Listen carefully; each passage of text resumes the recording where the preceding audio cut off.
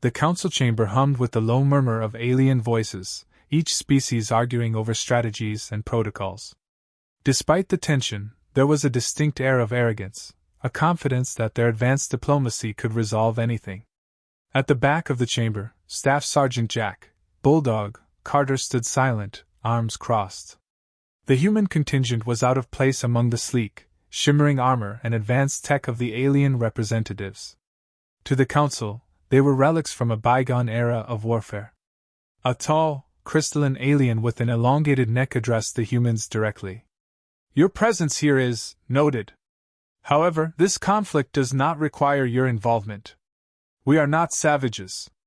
The insult was veiled, but it stung nonetheless. Carter's lips twitched, resisting the urge to reply. He wasn't here to trade barbs with diplomats. His job was simple: observe and report, as instructed. The mission briefing commenced. The council outlined the conflict: two factions, the Drellic and the Vorthai, fighting over territorial disputes on the mineral-rich planet of Zyra. Both species had agreed to mediation, but tensions were escalating. The council's approach was meticulous, relying on calculated strategies and an air of superiority. To Carter, it reeked of bureaucracy, words with no weight behind them. Carter exchanged a glance with Corporal Jensen, one of the younger Marines in the contingent. "They don't know what a real fight looks like," Jensen muttered under his breath. Carter nodded. To the council, humans were little more than muscle, a backup plan in case diplomacy failed. They had no idea what humanity had endured to survive on Earth: centuries of war, struggle, and sacrifice. The team boarded their transport to Zyra. The Council's diplomatic envoy dominated the mission plan, while the humans were relegated to the sidelines. Carter scanned the alien terrain as they descended. Jagged cliffs and dense forests stretched across the planet's surface, a stark reminder of how untamed this world was. The Marines were armed but under strict orders not to engage unless directly attacked. Carter's instincts, however, told him otherwise. Something about this mission felt wrong. On the ground, the tension was palpable. The Drellic and Vorthai had stationed their forces on either side of a contested valley. The Council's representatives began their negotiations, their voices calm and measured. Carter and his team stood at the perimeter, keeping watch. It didn't take long for the first sign of trouble to appear. A Vorthai scout crossed the invisible line dividing the factions. The Drellic immediately reacted, their soldiers stepping forward with weapons raised. Carter stiffened. He'd seen this before: one misstep, one spark, and the whole situation would explode. The Council intervened, issuing commands in a dozen alien languages, but the damage was done. Shots rang out, and chaos erupted. The Marines ducked for cover as plasma bolts streaked across the battlefield. The Council scrambled to regain control, their calm demeanor shattered. Carter watched as the human diplomat, caught in the crossfire, was dragged away by a group of Drellic soldiers. He reached for his radio, but the order came through loud and clear: "Stand down. Do not engage."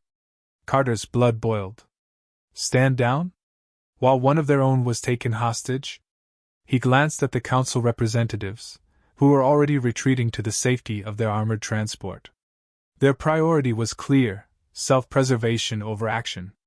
Carter clenched his fists, his jaw tightening as he fought the urge to disobey. It wasn't the first time he'd been ordered to watch from the sidelines, but it felt different this time. Personal. The humans regrouped in a makeshift command post. Jensen spoke first, his voice shaking. "We can't just sit here, Sergeant. They took Davis. They'll kill him." Carter stared at the map on the table, his mind racing. He knew the Council would do nothing but talk. Negotiations would drag on for days while Davis was left to fend for himself. Or worse. "Orders are orders," another Marine muttered, but even he didn't sound convinced.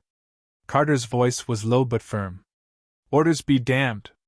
They don't know what we're capable of, but they're about to find out." Carter's knuckles whitened as he gripped the edge of the table, staring at the holographic map of the Drellic encampment. The Council's response had been predictable: calls for patience, discussions of diplomatic solutions. and a refusal to acknowledge the urgency of the situation. The human diplomat Davis was still in enemy hands. Every second wasted was a second closer to disaster. Carter had seen this before. The kind of stalling that got people killed. The rest of the human team looked to him, their unspoken question hanging in the air. What do we do? Carter straightened, his decision already made. We don't wait, he said firmly. We act. Jensen hesitated, his voice uncertain. But the Council. The Council doesn't care about us. Carter interrupted. They'll talk this out until it's too late. We don't leave our own behind. Not today. Not ever. He started assembling his gear, his movements quick and methodical.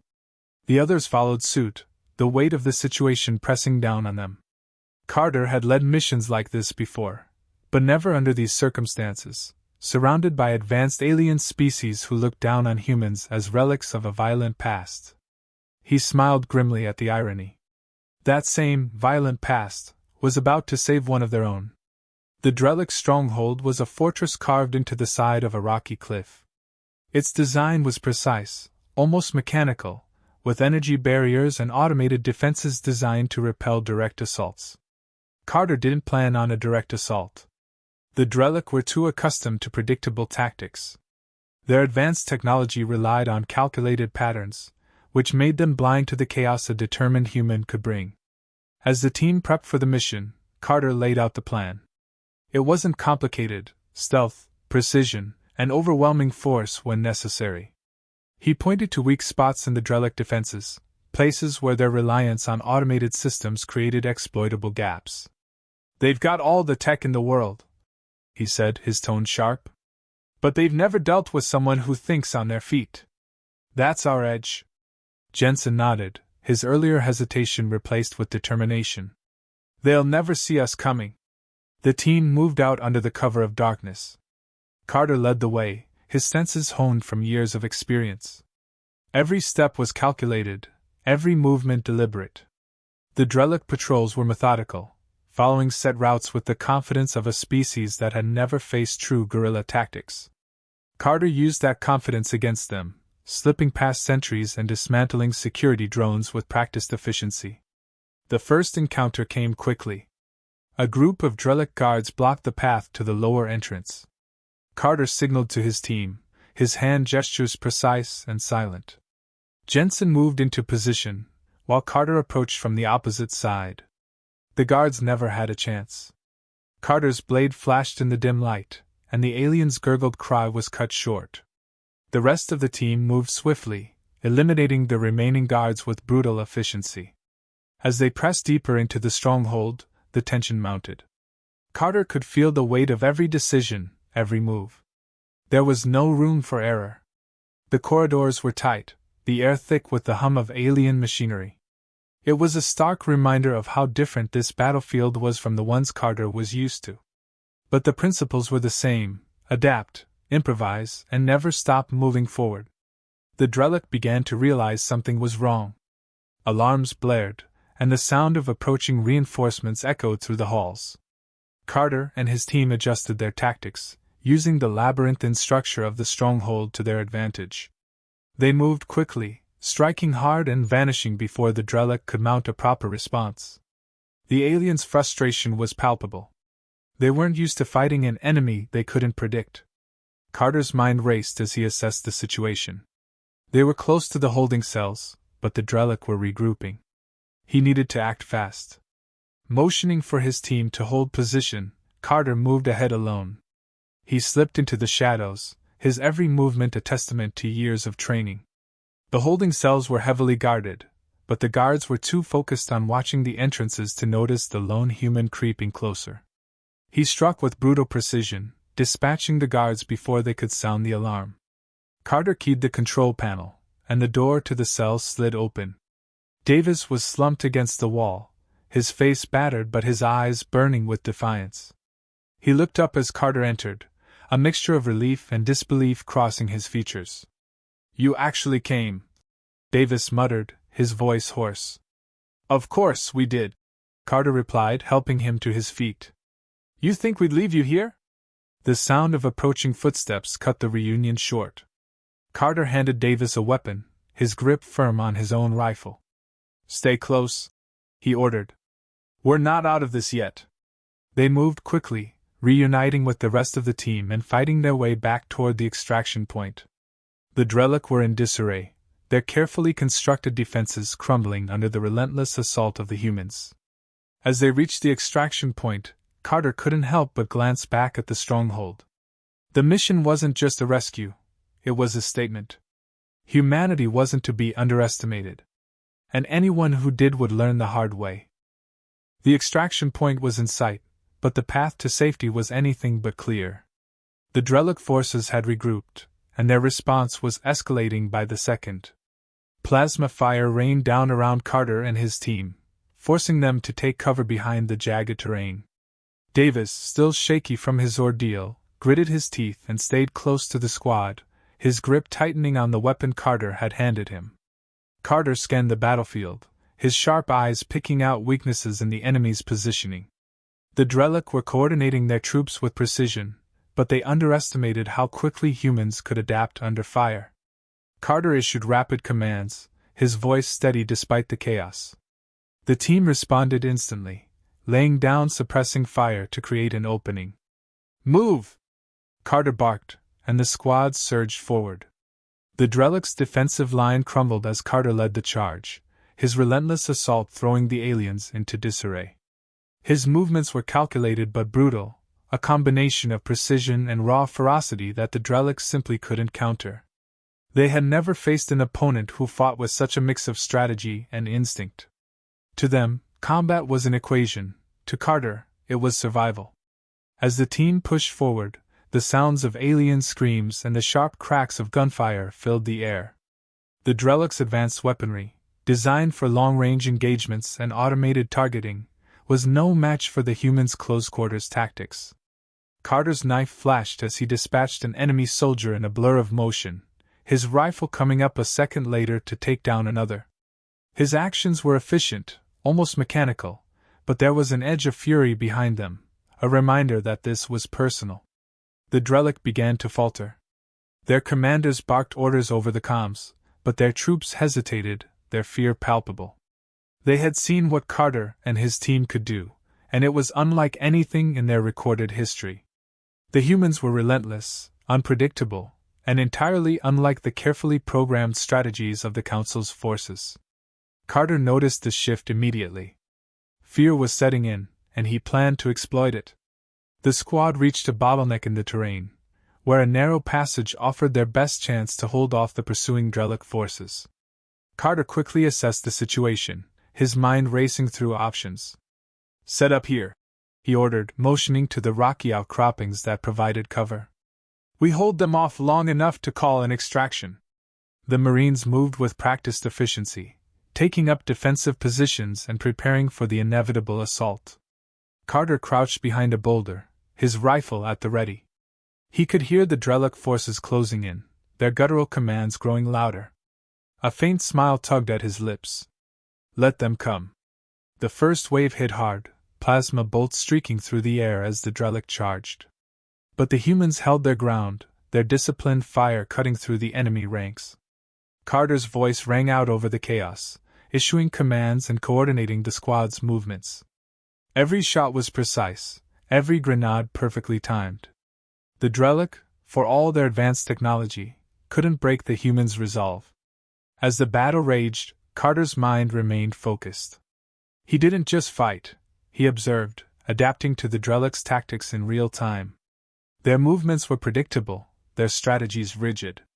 Carter exploited every weakness, every moment of hesitation. It wasn't just a fight, it was a lesson, a brutal demonstration of what humans were capable of when pushed to their limits. The tide began to turn. The Drellic's initial confidence had given way to desperation, their attacks growing increasingly erratic. Carter pressed the advantage, leading his team in a counterattack that drove the enemy back. The narrow passage became a killing field, the Drellic's numbers counting for nothing against the precision and ferocity of the human squad. In the midst of the chaos, Carter spotted a Drellic officer attempting to coordinate the retreat. Without hesitation, he broke from cover, his rifle barking as he advanced. The officer turned just in time to see Carter bearing down on him, a primal fear flashing in his alien eyes. Carter didn't stop until the officer lay motionless at his feet, the command structure shattered. The remaining Drellic forces broke, their morale completely collapsed. They fled in disarray, leaving behind their weapons and wounded. Carter didn't waste time celebrating. He rallied his team, ensuring everyone was accounted for. Davis, though visibly shaken, managed a small nod of thanks as Carter patted him on the shoulder. "You're not out of the fight yet," Carter said, his tone gruff but reassuring. With the Drellic forces in full retreat, Carter signaled for extraction. The Marines held their position, their weapons trained on the horizon, ready for any last-ditch counterattack. But none came. The Drellic were gone, their once imposing presence reduced to nothing more than a distant memory. As the extraction ship touched down, Carter allowed himself a brief moment of reflection. The mission wasn't just about rescuing Davis or holding off the Drellic. It was about proving something, to the Council, to the galaxy, and perhaps even to himself. Humans weren't relics of a violent past. They were survivors, fighters, and protectors. And anyone who underestimated them would pay the price. Carter boarded the ship last, his gaze lingering on the battlefield one final time. The Drellic had learned a harsh lesson today, one they wouldn't soon forget. As the ship lifted off, Carter sat back and closed his eyes, his mind already turning to the next fight. For now, though, they had won. And that was enough. The extraction ship ascended, carrying the team away from the battlefield below. Carter sat silently, his gear resting beside him, sweat and grime streaked across his face. The rest of the squad was quiet, the adrenaline of battle giving way to exhaustion. Davis sat across from Carter, the weight of his near-death experience evident in his eyes. He opened his mouth to speak but stopped, seemingly unsure of what to say. Carter nodded once, a silent acknowledgement that no words were necessary. As the ship reached orbit, the comms came alive with chatter from the Council. Their voices carried a mixture of frustration and disbelief. The operation had not gone according to their plan, and the human intervention was being framed as reckless. Carter glanced at his squad, the faintest smirk playing on his lips. He didn't need their approval. The mission was clear to him: bring Davis home and show the galaxy what humans were capable of. Mission accomplished. Upon landing at the Council's base, Carter and his team were immediately summoned to a debriefing. The chamber was tense, filled with representatives from dozens of alien species. The lead counselor, a towering figure with a crystalline structure that shimmered under the artificial lights, glared at Carter with something bordering on disdain. "You disobeyed direct orders," the counselor began, their voice sharp and cold. "Your actions jeopardized the mission and could have escalated the conflict further." Carter stood at attention, his expression unreadable. "My actions saved a life," he replied evenly. "If that jeopardizes the mission, then maybe you should reconsider what you call a mission." The chamber erupted in murmurs, the council clearly unprepared for such defiance. Carter remained unfazed, his eyes fixed on the counselor. He didn't care for their approval, nor did he feel the need to justify himself further. The results spoke louder than any debate. Davis was alive, and the Drellic had been routed. That was all that mattered. One of the alien representatives, a Vorthai ambassador who had witnessed the events firsthand, spoke up. Their tone was measured but carried a hint of respect. "While the humans' methods were unconventional, it is undeniable that they resolved a situation we could not. Perhaps we should reconsider our perspective on their capabilities." The counselor shifted uncomfortably, clearly unaccustomed to being challenged. Carter suppressed a smile. It was a small victory, but a victory nonetheless. After the debriefing, Carter stepped out into the cool night air. The base's artificial lights cast long shadows across the landing pads. Jensen approached him, his usual light-hearted demeanor tempered by the gravity of their experience. "Think they'll ever look at us the same way again?" Jensen asked, his voice low. Carter shook his head. "Doesn't matter. They'll think twice before dismissing us again, and that's enough. word of the mission spread quickly. Stories of the humans' actions reached far corners of the galaxy, passed along in whispers and exaggerated retellings. The phrase, "Don't anger a human," became a common refrain, both a warning and a grudging mark of respect. Carter's name began to carry weight, not just among his own kind but among the alien species who had once looked down on humanity. The Drellic, once a feared and dominant faction, were now the subject of quiet ridicule for being bested by a single squad of primitive humans. Their commanders scrambled to reassess their strategies, while other species began to take a closer look at Earth and its inhabitants. Humanity, once dismissed as insignificant, was now a force to be reckoned with. Carter, however, wanted no part of the growing legend. He returned to his quarters, intent on cleaning his gear and preparing for whatever came next. The galaxy was vast, and there would always be another conflict, another mission. His job wasn't to bask in glory, it was to protect his own, no matter the cost. As he sat alone, the comms pinged with a message from the Council. Their tone was carefully neutral, but the underlying message was clear: the humans were no longer just observers. They were now considered valuable allies, dangerous, unpredictable, but undeniably effective. Carter stared at the message for a moment before closing it. He didn't need their acknowledgement. He'd already proven his worth on the battlefield. For Carter, the mission wasn't about proving humanity's strength to the galaxy. It was about ensuring that no one underestimated their resolve again. If the Council needed a reminder of what humans could do, he was ready to provide it. And if the galaxy needed to know the cost of underestimating Earth, they'd learn soon enough. Carter leaned back, a faint smile tugging at his lips. Let them come. Humans weren't just survivors, they were fighters. And the universe had only seen the beginning.